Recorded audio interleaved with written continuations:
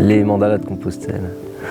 Les mandalas de Compostelle, c'est un peu le fruit de mon inspiration. C'est un mélange d'artistique et de nourricier, quoi.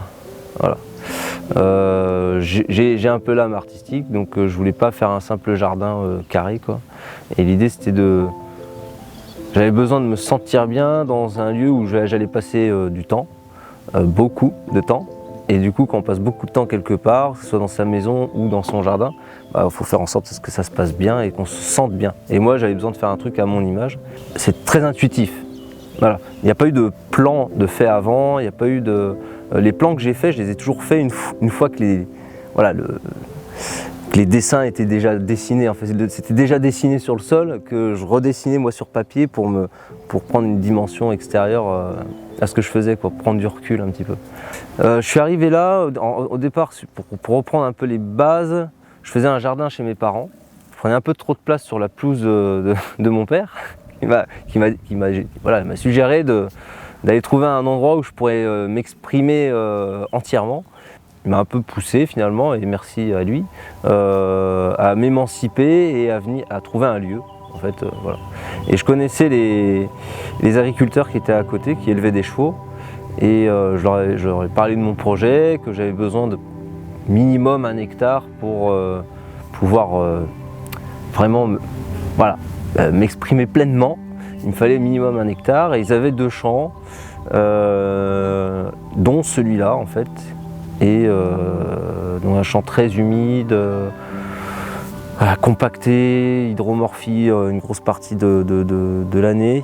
Je suis arrivé là comme ça et ils ont accepté, ils m'ont suivi un peu sur le projet, et au départ du coup ils me prêtaient le champ en fait. Voilà. Ils me disaient tiens, on te prête le champ. Donc moi je les ai prévenus que le champ allait être transformé quand même. Du coup en 2018, je suis arrivé à l'entrée du champ ici, là. C'était septembre 2018. Donc fin d'été, herbe sèche, sol un peu fissuré. Je découvre un peu ce champ avec une herbe qui ne monte pas plus de 50 cm de haut. Et je suis arrivé ici avec une pioche, puis je mets mon premier coup de pioche pour voir comment ça se passe. Parce que c'est l'été, hein, attention, donc le sol est dur.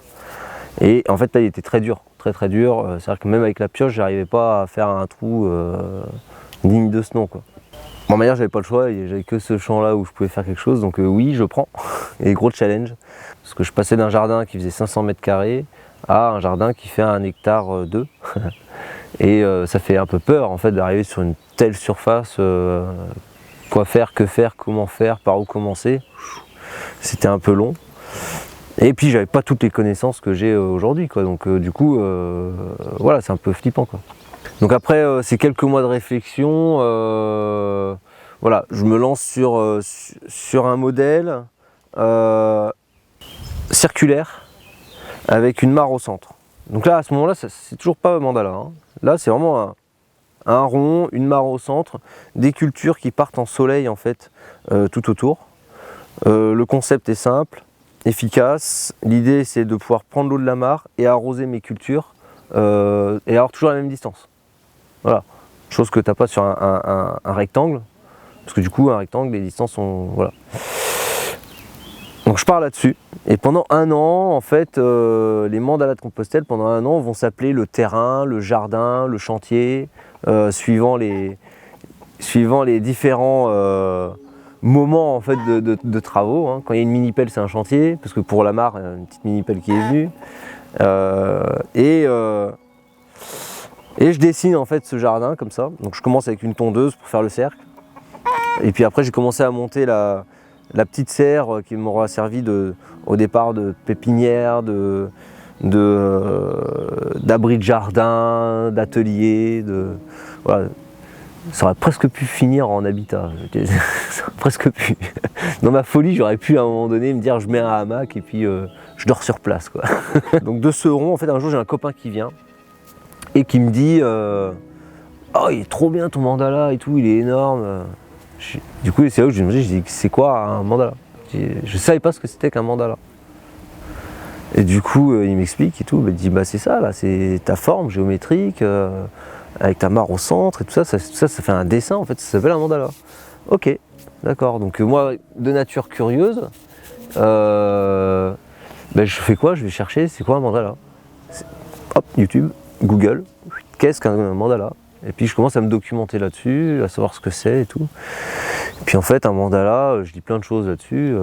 Voilà, c'est des lieux qui apportent une certaine richesse, ça attire les gens, c'est fédérateur, tout ça. Et voilà, au départ, moi j'étais très seul au départ ici, hein, parce que c'était sur un projet perso, pour me nourrir, un jardin vivrier pour moi, voilà.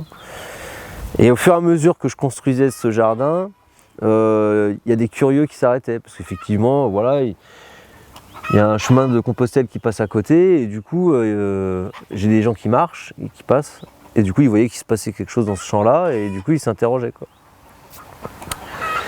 Et il y avait des petites visites, des gens qui se posaient vraiment des questions sur mes méthodes de culture, un petit peu étranges, quoi. Le mec il met plein de foin par terre, pourquoi il fait ça, tout ça. Donc c'est là où j'ai commencé à faire un peu de la pédagogie malgré moi, entre guillemets. Et ça m'a beaucoup plu. Beaucoup plu. Et au fur et à mesure, en fait, le projet d'un projet vivrier, ça s'est développé en projet après, où j'ai mis 2 ans en fait de réflexion à vraiment, à un moment donné, voilà, c'est bien de gratter la terre, c'est bien de sortir des légumes. Je suis monté jusqu'à, sur un mandala, 3 tonnes de légumes sur l'année. Donc c'est bien pour se nourrir, tout ça, c'est efficace, quoi.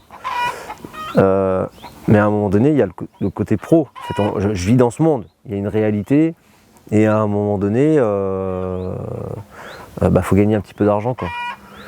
Donc la première année, 0 aide, pas de chômage, rien. Je voulais vraiment me la jouer. Je me débrouille, voilà, laissez-moi tranquille. Et puis bon, on m'a dit, bon, Mickaël, tu as quand même des droits, prends-les, ça va te permettre de réfléchir et de monter un projet. Et c'est là où j'ai commencé à vraiment réfléchir sur, voilà, qu'est-ce que je veux faire professionnellement, parce qu'à un moment donné, il faut bien remettre le pied un peu à l'étrier dans ce monde-là. Et c'est là qu'il, voilà, 2 ans de réflexion, 2 fois j'ai été à la chambre d'agriculture pour réouvrir un dossier pour m'installer ou pas en agriculteur. Voilà, c'était vraiment une... Et au final, j'ai fait le choix de l'entrepreneuriat en micro-entreprise. Ça m'ouvrait vraiment à beaucoup plus de choses que si j'avais monté un projet agricole, purement agricole, maraîchage.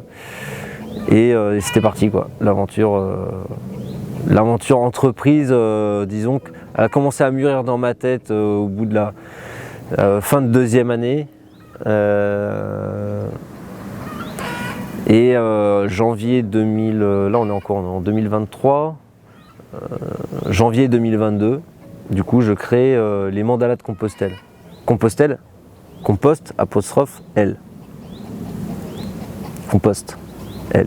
Le compost, la matière qui se composte, la terre, la fertilité. Et L, c'est c'est le féminin, mais c'est la planète, c'est la femme, c'est la fertilité aussi. Et en fait, voilà, c'est un petit clin d'œil au féminin, quoi. J'étais soudeur pendant 12 ans avec un diplôme d'engin de travaux publics et agricoles et ensuite soudeur pendant 12 ans. En soudure, voilà, bon, on est dans un monde hyper rétréci avec une cagoule. Du coup, notre monde s'arrête à 10 cm de nos yeux finalement, en fait, une grande partie de la journée. Et même dans ma propre vie, j'étais, j'allais en boîte, enfin voilà, une boîte, quoi, pour m'éclater en fait. Enfin, je pensais m'éclater. Et puis en fait, au bout de 12 ans, à vivre un peu comme ça, dans les excès de tout, l'alcool, la drogue, les femmes, les jeux, enfin voilà, la vie de jeune en fait. Et au final, tout ça, ça m'a mené au burn-out, quoi. Entre la vie professionnelle qui devenait un peu folle, ou du toujours plus permanent, et puis ma vie perso qui était pareil, un peu de la folie. Bon, après, j'ai aucun regret, je suis hyper content de ce que j'ai vécu, parce que ça m'a amené ici justement.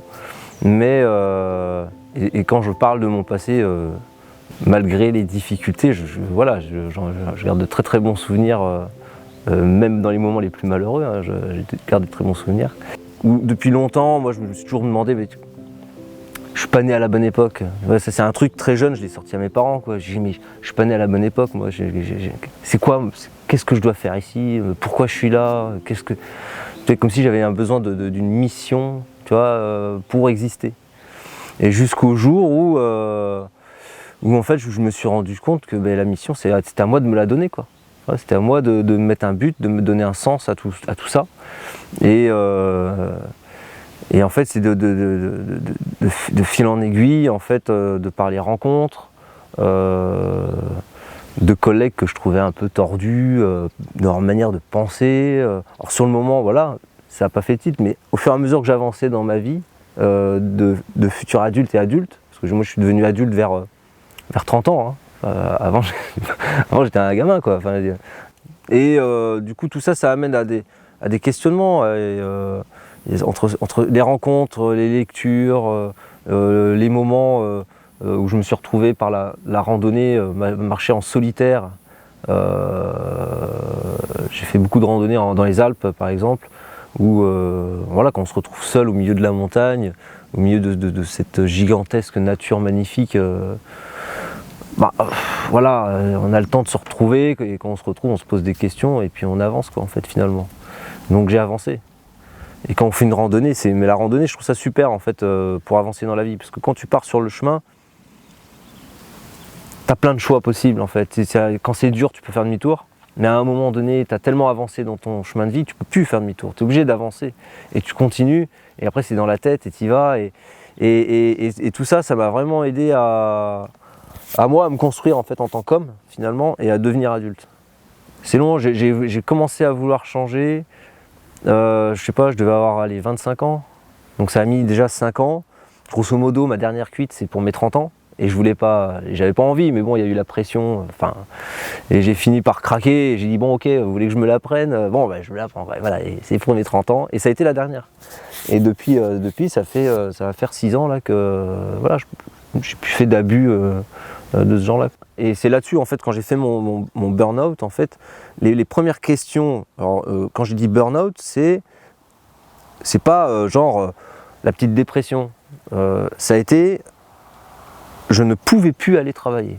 C'est-à-dire qu'aller chercher un emploi générait en moi une crise d'angoisse. C'est-à-dire que je me figeais, je me mettais à trembler et à pleurer. Et même aujourd'hui, quand je reparle de ces moments-là, je sens émotionnellement, tu vois, ça monte, tu vois, ça a vraiment été un truc fort. Et à partir de ce moment-là, tu te dis, ouais, mais c'est plus possible, je peux plus. Comment est-ce que je vais faire? C'est quoi mes besoins, du coup, là? Et en fait, mes besoins en tant qu'humain, c'est quoi? C'est manger, boire, respirer, dormir, avoir des relations sociales. Bon, il y en a au moins 5, là-dessus, on part là-dessus. Et puis, qu'est-ce que je fais? Bon, relations sociales, j'ai ma famille, voilà, on est quand même vachement proches. Donc c'est déjà bien, parce qu'il y en a, ils n'ont même pas ça, hein. Moi j'ai eu la chance d'avoir au moins ce socle. Manger, du coup je peux plus bosser parce que voilà, je suis bloqué, donc est-ce que je peux avoir un peu de jardin? Donc j'ai demandé à mon père, ils ont accepté tout de suite. Donc et c'est comme ça que je suis rentré dans le jardinage, en fait. C'est par mes besoins, j'avais besoin de manger, donc jardin. Et j'ai commencé comme ça, en fait. Du coup j'ai appris, parce que je suis resté un peu moderne, au départ sur YouTube, en regardant des vidéos, des tutos, des tutos, et au fur et à mesure, donc c'est apprentissage par la vidéo au départ, en mode amateur.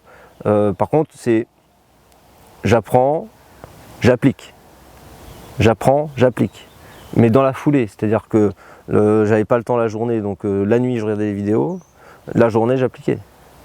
Et ça a été ça, parce que en fait là j'avais une nécessité de produire vite, parce que je gagnais plus d'argent. Tu vois, la terre, T-E-2-R-E, API, H-A-2-P-Y, hein, ou thérapie, on peut en jouer avec le mot. Hein. En premier, ça a été le besoin de me nourrir. Et en fait, ça a été, en jardinant, ça a été ma thérapie, ma reconstruction, en fait, à aller vers l'autre. Aujourd'hui, voilà, je fais des visites de groupe, je forme des groupes, j'accueille du public. Mais avant, ça aurait été compliqué. Et tout ça, ça a été une vraie thérapie en fait, à m'accepter moi, à créer mon devenir en fait, et à me reconstruire en tant qu'homme. Hein, parce que j'ai passé beaucoup de temps à me détruire, et du coup, à un moment donné, et du coup, moi, le premier mandala que j'ai fait, une fois fini, je l'ai nommé Renaissance. Parce que ça a été ma renaissance en fait, et j'ai vraiment vécu il y a le Michael d'aujourd'hui et il y avait un ancien Michael. Aujourd'hui, c'est plus le même. Et j'ai vraiment eu cette chance, je pense, d'avoir vécu une renaissance.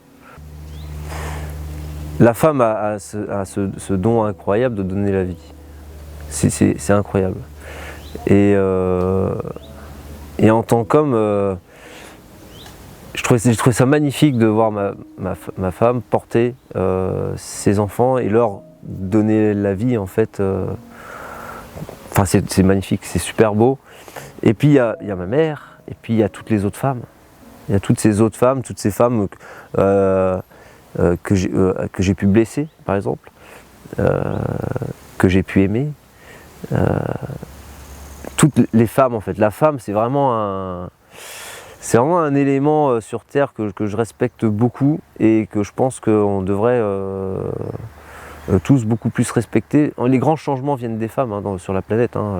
Rome existe grâce aux femmes, parce qu'il y a des femmes qui à un moment donné ont pris les choses en main. Ceux qui connaissent un petit peu l'histoire de la Rome antique, tout ça, la femme a vraiment un poids très fort. Et ça dans toutes les cultures. Aujourd'hui, on transforme un petit peu le pouvoir de la femme et elle n'est plus respectée à sa juste valeur en fait. Donc elle a le droit à sa petite place. Et puis j'ai 70% de ma clientèle qui sont des femmes. Donc quand même, faut pas déconner quoi.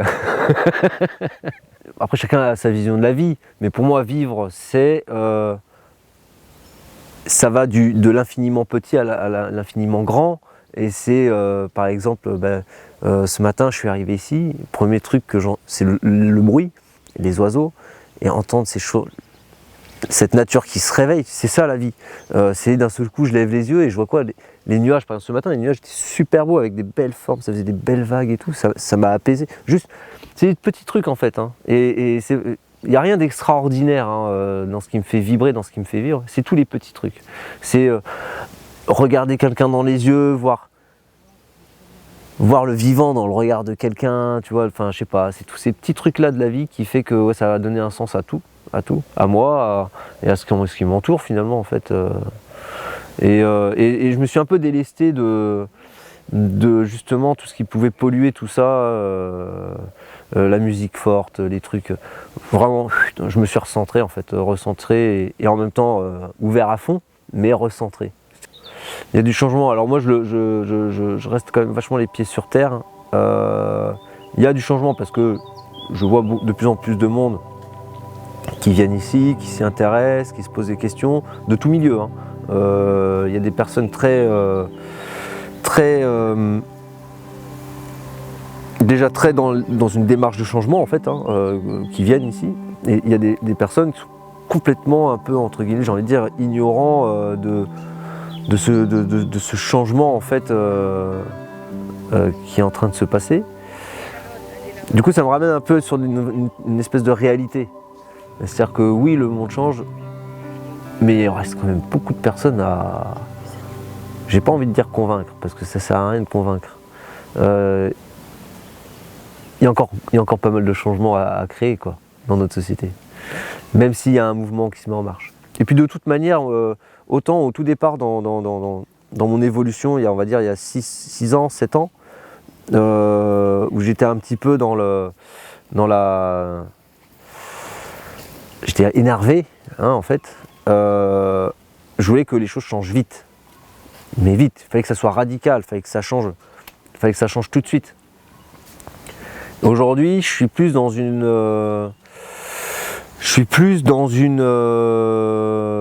réflexion de changement lent pour le bien-être d'une société en fait.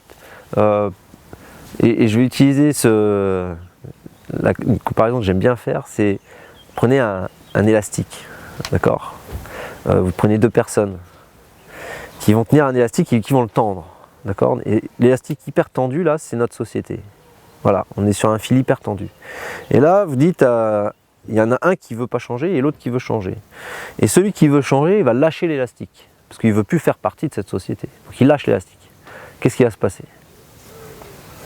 Le gars qui ne veut pas changer, il va se prendre l'élastique et ça va lui faire mal. Or, si on veut que le changement se passe bien sans que l'autre ait mal, ben en fait, celui qui veut changer, il va falloir qu'il se rapproche de l'autre pour détendre l'élastique. Et en plus, après, il pourra lâcher. Et l'autre n'aura pas mal, il restera dans sa société, mais ça ne lui aura pas claqué à la figure, quoi.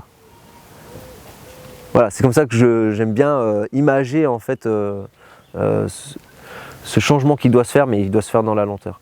On a mis 70 ans à modifier une société, au moins 70 ans. On mettra au moins 70 ans à créer un changement pour aller vers une autre société, quoi. En fait, tout est lié. Tout est lié. Nous sommes liés, entre nous, les humains, on dépend les uns des autres, mais on dépend de la nature, on dépend de tout, de l'air, de l'eau, de la terre. Tout le monde dépend de tout le monde. Et c'est vrai que dans les changements, très souvent, moi j'entends et je vois, ça va changer. L'être humain a tendance à tout mettre dans des tiroirs. Voilà, on va classer les choses. On fait un tiroir déchets, on fait un tiroir eau, on fait un tiroir air, on fait un tiroir terre, un tiroir humain, un tiroir animaux, un tiroir insectes. En fait, il faut un seul tiroir. Et on ouvre ce grand tiroir et il va falloir tout gérer en même temps. Et c'est compliqué. C'est là où il va falloir faire confiance aux compétences de chacun, quoi. On a tous des compétences, des connaissances, et c'est à chacun, tous ensemble, et notre environnement. Il y a les animaux, on peut prendre exemple sur eux, sur beaucoup d'entre eux d'ailleurs. On peut prendre exemple sur la nature. Elle a tellement à nous enseigner que, voilà. Moi ici, j'apprends énormément grâce à elle. Grâce à elle, la Terre, quoi. Son système, son fonctionnement, avec l'observation. Enfin voilà, la nature m'a appris quoi ? Ça m'a appris le lâcher prise. Lâcher prise, c'est-à-dire qu'elle est plus forte que moi. Donc je lâche prise, j'observe. Je suis l'humilité, tu vois. C'est-à-dire que bon, ok, ça veut dire que je suis faible par rapport à elle. Donc c'est reconnaître que finalement je suis pas grand-chose dans tout ça. Et du coup, comment je vais faire pour évoluer avec et pas contre. Voilà, ça c'est vraiment un terme que j'utilise tout le temps. Ici, au Mandala de Compostelle, je travaille avec. Je travaille avec le puceron, je travaille avec les souris, je travaille avec tous ceux que les jardiniers et maraîchers n'aiment pas, je bosse avec. Parce qu'ils sont là, ça fait 70 ans qu'on leur balance du chimique dessus, et ils sont encore là. Non mais ils sont forts, quoi. Et pourtant on y va, et puis pas avec le dos de la cuillère. Donc à un moment donné, c'est bon, ils sont plus forts que moi. Voilà. Comment je vais faire avec tout ça ? Et en fait, comme tout le monde est lié, à un moment donné, il se passe des choses. L'idée du lieu, c'est la résilience. La résilience et l'émancipation. Voilà. C'est un peu je parle plus trop d'autonomie, mais plus de résilience et d'émancipation. Je trouve ça deux mots beaucoup plus forts et dans la durée qui tiennent beaucoup mieux en fait finalement que l'autonomie. Là l'idée, tout le concept ici a été créé autour en fait, il y a un livre qui a été un élément un peu déclencheur sur tout ce qui suit après en fait finalement, c'est le livre de Pablo Servigne sur comment nourrir l'Europe. Il y en a 3 bouquins, alors là je les ai plus en tête comme ça, là. J'ai plein d'autres trucs en tête, mais pas ces... Il a fait 3 bouquins super sympas que j'ai lus et du coup qui m'ont permis de vivre ma transition en fait finalement. Et ça a été à chaque fois des espèces d'électrochocs qui m'ont amené à la réflexion sur d'autres sujets. Essayer de construire le monde de demain, un monde de demain qui, sur une planète avec des ressources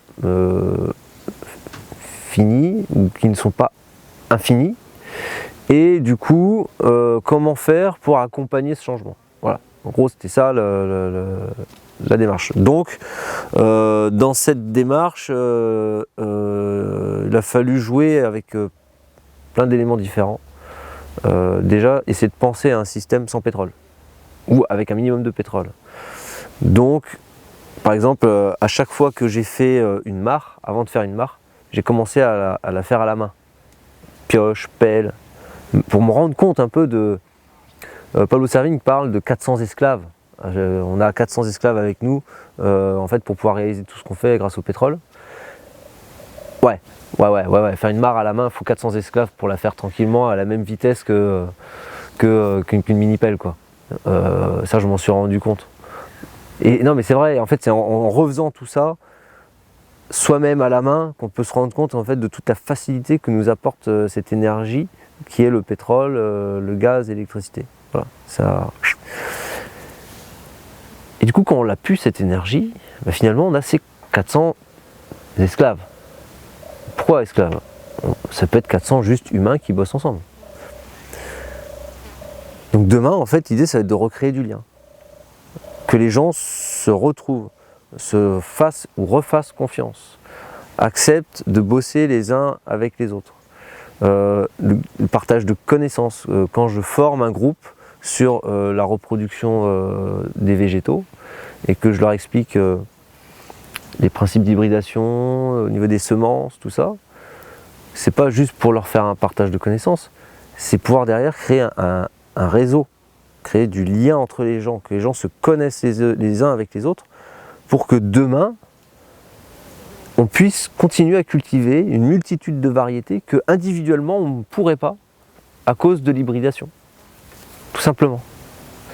Et c'est tout ce lien-là, tout ce réseau-là que je construis petit à petit ici en fait au Mandala. Et pour tout ça, il faut prendre de la hauteur. De l'été, en fait, un peu 2023, ça va être le gros projet, je pense, de cette année. Ça va être de créer un espèce de bloc qui va être en harmonie avec le lieu, qui va permettre, en fait, finalement, de prendre de la hauteur. Donc un belvédère qui va se retrouver à un peu plus de 6 mètres de haut. Et du coup, ça va permettre de voir la vue d'ensemble du jardin, en fait, de haut. Mais bon, ici, je ne fais jamais rien qui va servir que à une seule chose. Donc ce belvédère, ça sera aussi des toilettes, ça sera aussi une douche, ça sera aussi un grenier, ça sera aussi une pompe par siphonnage. Donc tout ça, voilà, il y a un gros projet autour juste de ce petit bloc-là, qui a une petite emprise au sol de 2,40 m par 2,40 m. Et là, il y a vraiment un gros truc qui est en cours de construction et moi j'ai vraiment hâte d'arriver. Tout est dans ma tête en fait. Et je l'ai fini, hein, les murs en torchis, un toit en chaume, un cocorico en girouette, en fer forgé, enfin voilà, ça va être magnifique. Et toute cette vision de ce lieu, tout est dans moi, mon lieu, ici, le lieu, les Mandala de Compostelle, vous le savez pas, mais moi je le sais, je le vois déjà, je sais comment ça va être dans 20 ans, parce que je l'ai rêvé. Et je l'ai rêvé et je le rêve très souvent. Les yeux ouverts, hein, en plein jour, je rêve mon lieu, les yeux ouverts. Je vois les arbres qui font un beau prunier qui fait 8 mètres de haut, qui donne plein de prunes. Tout ça, je l'imagine. Et je fais presque vivre ce lieu un peu en deux temps parallèles, quoi, tu vois. Parce qu'il y a le moment du présent, là, maintenant, ça pousse. Et j'ai l'autre moment, dans cette vie parallèle que j'imagine, 20 ans plus tard. Et en fait, c'est ça, un projet, je pense que c'est ça, un projet, pour que ça aille loin, il faut le visionner loin. Moi, en ce moment, ce que je vis, parfois on me demande, est-ce que, Michael, tu arrives à te réjouir tous les jours des choses? Je dis, mais c'est plus que ça. Depuis que j'ai entamé mon changement, depuis que je suis adulte, donc depuis mes 30 ans, tous les ans, je me fais une liste de choses, d'objectifs. Mais je les mets par écrit. Et je les note. Voilà, j'ai un objectif, c'est ça. Donc ça va faire 6 ans que je fais ça. Et dernièrement, là, j'ai écouté un... Alors pareil, je ne me rappelle plus du nom du docteur qui parle de ça. Une espèce de conférence sur l'évolution de l'homme, et puis, enfin bref. Et le gars arrive sur un sujet où en fait, aux États-Unis, ils ont fait un test sur un groupe d'étudiants à Harvard, Donc ils en ont pris 100. Et les 100, en fin d'études, ils leur ont dit voilà, vous allez poser vos objectifs de vie. Ils n'ont pas précisé si c'est par écrit, oral, truc. Ils ont dit vous allez poser vos objectifs. Alors il y a une grande partie qui l'ont posé mentalement, voilà, ils ont pris le temps de réfléchir sur qu'est-ce qu'ils voulaient pour demain. Il y a, je sais plus, je crois qu'il y a 10% qui l'ont réfléchi, puis ils ont griffonné sur un coin de papier un peu ce qu'ils souhaitent vivre dans leur vie. Et puis il y a 5% qui ont pris le temps de tout mettre par écrit. Ils ont posé, voilà, moi, à partir de mes 30 ans, là, je veux ça. Tout par écrit. 30 ans plus tard, l'équipe de chercheurs, là, ils rechopent tous ces gars-là, et ils leur posent la question, bon alors du coup, dans ta vie, comment ça s'est passé? Les seuls dont la vie s'est passée un peu comme dans leurs objectifs de sortie d'études, en fait, ce sont ceux qui avaient écrit leurs objectifs. Et là, ça m'a fait tilt, tu vois, avec tout ce qui m'arrive ici, où tous les objectifs que j'ai mis, en fait, ça se réalise. Et là, je me dis, il y a une autre dimension, tu vois. Il y a le fait de penser et le fait d'écrire. En fait, tu rentres dans ce que toi tu veux être plus tard, le fait de l'écrire. Tu matérialises la chose et ça t'implique encore plus dans tes objectifs de vie. Et ça a été inconscient pour moi, hein, mais le fait d'avoir écouté ce type-là parler de ça, bah ça a acté le truc. Je me suis dit, mais ouais, mais en fait, alors j'écris un livre là maintenant du coup. Tout est possible, mais c'est pas magique. Tout est possible, mais c'est pas magique, il faut s'en donner les moyens. Voilà, c'est pas parce que la nuit on rêve, et tout à l'heure je l'ai dit, je rêve le jour, je rêve les yeux ouverts. Et ça c'est important, tu vois, parce que la nuit c'est un autre monde, tu vois, on est sur du subconscient quoi. Alors c'est bien de rêver la nuit, hein, mais ce qu'il faut c'est rêver le jour, les yeux ouverts, et son rêve, faut le créer, tu vois. Je dis pas que la vie doit être un rêve, non, la vie est une belle réalité que l'on doit construire chaque jour. Et en se réveillant le matin, bah voilà, dès le matin, on peut commencer à faire son rêve en fait. On a plein de choix. La vie c'est du choix, c'est une question de choix. On se réveille le matin, tu as le choix. Déjà en te couchant la veille, tu as le choix. Tu mets un réveil, tu mets pas de réveil. Ton réveil, tu le mets comment? Tu le mets à l'heure du soleil ou tu le mets à 9h? Tu vois, ta journée, tu la commences quand? C'est ça. Et ta vie, tu la commences quand ta vie? C'est toi qui décides. En fait, tu peux tourner en rond, ou d'un seul coup, tu peux t'arrêter, tu t'assois, hop, tu prends une direction, tu fais bon allez, je vais par là. Est-ce que c'est bien, est-ce que c'est pas bien? T'en sais rien, mais au moins tu y vas.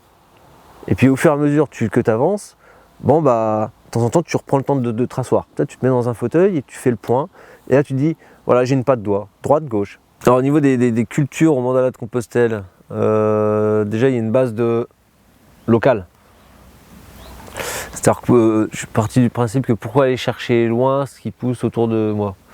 Donc ça a été des boutures et plantations de noisetiers, du sureau, du saule, on est sur du frêne, du chêne des marais. Ça c'est un peu les végétaux que j'ai mis un peu en quantité en arbre, hein, parce que l'arbre fait partie du système de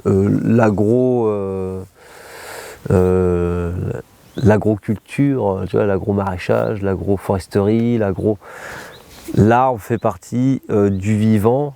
En fait, l'arbre c'est la plante géante de notre planète. Voilà. Et tout l'écosystème en fait se développe pour donner l'arbre en fait à la fin, quoi. L'arbre c'est un peu le fruit de la terre, j'ai envie de dire. Ça c'est. Et même voilà, l'arbre c'est l'enracinement, c'est plein de choses l'arbre en fait, ça représente beaucoup de choses, c'est le mouvement, c'est la circulation, c'est la vie, c'est la mort, c'est les saisons, voilà, c'est tout, c'est l'eau, l'arbre c'est l'eau. L'idée en fait ça va être de faire des mandalas, et dans 10 ans en fait, ils seront tous entourés d'arbres, et en fait je vais essayer de créer des... Souvent on parle du jardin-forêt, mais en gros moi ça va être faire la forêt, donc dans le champ la forêt n'existe pas, donc je plante la forêt et en attendant je fais un jardin. Et dans 20 ans, il y aura une forêt et un jardin au centre de cette forêt qui fait 850 mètres carrés. Donc ça fait un gros puits de lumière. Et du coup, mes méthodes de culture aujourd'hui ne seront plus les mêmes dans 20 ans. Parce qu'en fait, il y aura toute une espèce de canopée qui va se créer, j'aurai un microclimat qui va se créer dans ce lieu. Et j'ai hâte de voir un peu comment ça peut évoluer, quoi, tout ça. Et là l'idée, c'est de faire pousser de tout. De tout. Des céréales, des plantes médicinales,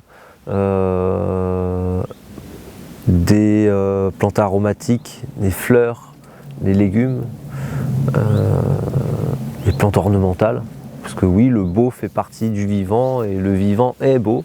Il y a même des plantes toxiques, derrière il y a du ricin. Le ricin, j'aime beaucoup cette plante, c'est une plante qui est magnifique. Et du coup ça amène à « waouh, c'est beau », oui, mais c'est pas parce que c'est beau que c'est bon. Voilà, en pédagogie, c'est aussi intéressant d'amener cette vision. Le beau n'est pas forcément bon. Voilà, attention, la nature, elle peut être surprenante. Il y a des connaissances. Tous les ans, on l'entend, hein, il y a des personnes qui pensent manger une carotte et puis non, en fait, c'est pas une carotte. Et puis ils se retrouvent à l'hôpital, voire dans la boîte, quoi, dans la dernière boîte. Parce que ça tue. La nature est très bonne avec nous. Mais par absence de connaissances, peut nous être fatal finalement. Nous sommes des êtres très fragiles, l'humain. Et en fait, on s'en est sorti depuis la préhistoire, on s'en sort par cette transmission de connaissances. De connaissances qui nous a permis d'évoluer, d'aller vers la science, d'aller vers toutes ces choses-là qui aujourd'hui nous permettent d'être ce que l'on est. Et du coup, j'essaye de tirer le meilleur de tout ça en fait pour pouvoir continuer à transmettre en fait. Parce que j'ai remarqué, moi, en m'intéressant au jardinage, qui m'a amené à m'intéresser à mon alimentation, qui m'a amené à m'intéresser à ma santé, qui m'a amené à m'intéresser en fait finalement à beaucoup de choses. Et je me suis rendu compte que nous étions des ignorants. Et c'est horrible de se dire que l'homme a un tel niveau d'évolution. Finalement, il a évolué dans quel sens, hein? Parce que l'évolution, ça laisse le choix. C'est évolution positive ou négative. Voilà.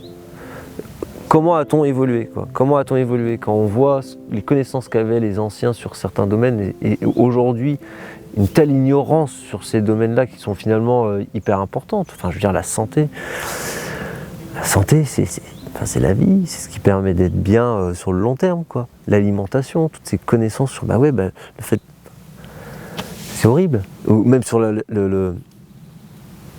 sur les outils, les techniques de jardinage, la fabrication d'outillage ou de construction, le torchis, tous ces trucs-là qu'il y a des peuples dans ce qu'on appelle le tiers-monde, mais en fait finalement c'est pas si tiers que ça, quoi. Enfin, je veux dire, ils ont tout compris. L'Africain, oui, parce qu'eux ils sont dans l'impermanence. Nous on cherche la permanence, eux ils sont dans l'impermanence. C'est-à-dire que l'Africain, lui, avec sa hutte, que nous, Européens, on va aller filmer ou photographier comme dans un zoo parce qu'on trouve ça, c'est folklore. Mais c'est lui qui a tout compris. Ils avaient compris qu'ils étaient liés à ce tout, que leur survie n'était possible seulement grâce à leur environnement. Parce qu'ils sont sur une terre qui leur donne à manger. Et ça, ils l'ont compris.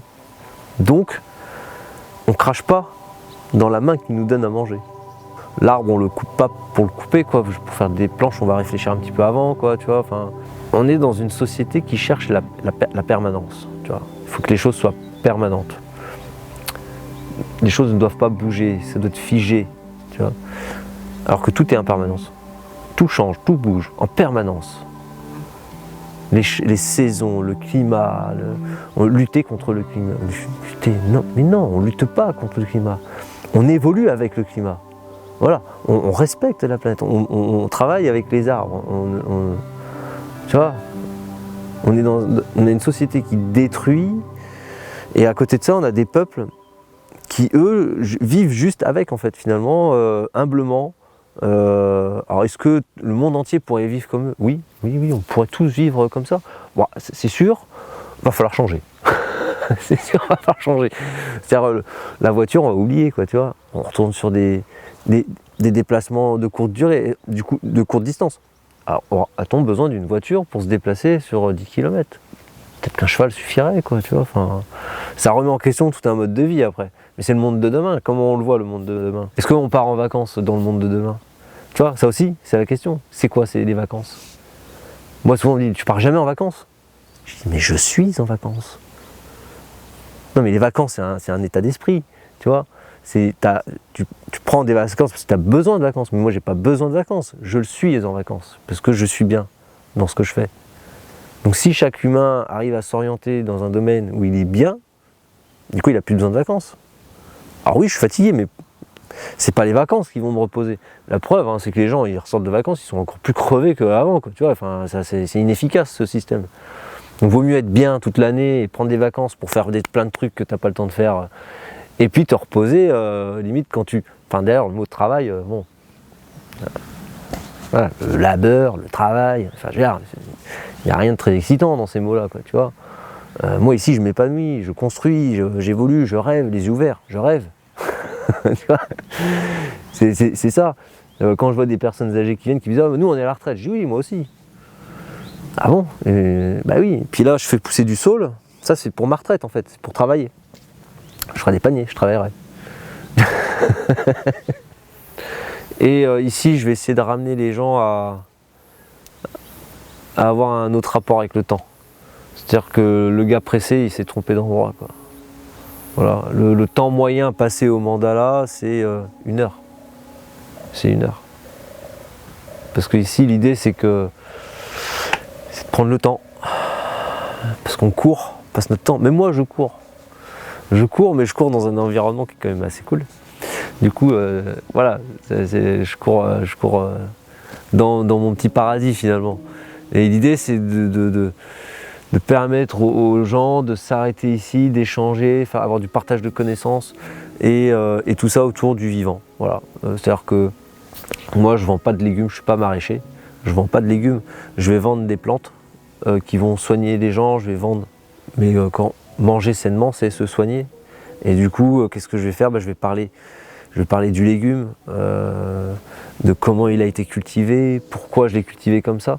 Et du coup, finalement, je ne vends pas qu'une pomme de terre. Finalement. Au final, je vends une technique de culture, je vais vendre un régime alimentaire, je vais vendre des connaissances.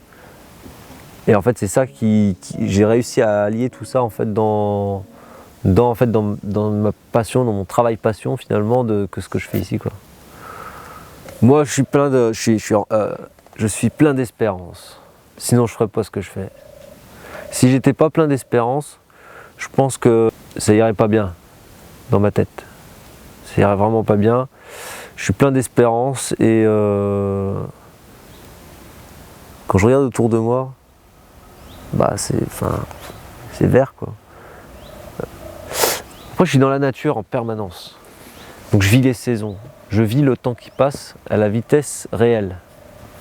En fait, je crois que j'ai une vision différente de beaucoup de personnes qui sont à une vitesse kilométrique de voiture, donc ils vivent à 130 km/h. Moi, je vis printemps, été, automne, hiver.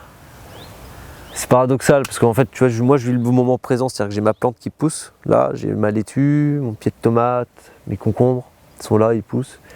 Le fruit pousse, je regarde le fruit pousser, je le récolte, je le mange. Et là, en ce moment, là, on est au mois de juillet, mi-juillet. Là, je suis déjà en train de penser automne-hiver. C'est le paradoxe de ce que je fais. Et j'aime beaucoup, en fait. Parce que c'est un cycle qui se répète, mais que en fait, ça me permet de garder les pieds sur terre. C'est-à-dire que je rêve les yeux ouverts, mais il y a cette réalité de la vie qui fait que si je plante pas la plante au bon moment, j'ai pas à manger au bon moment. Voilà.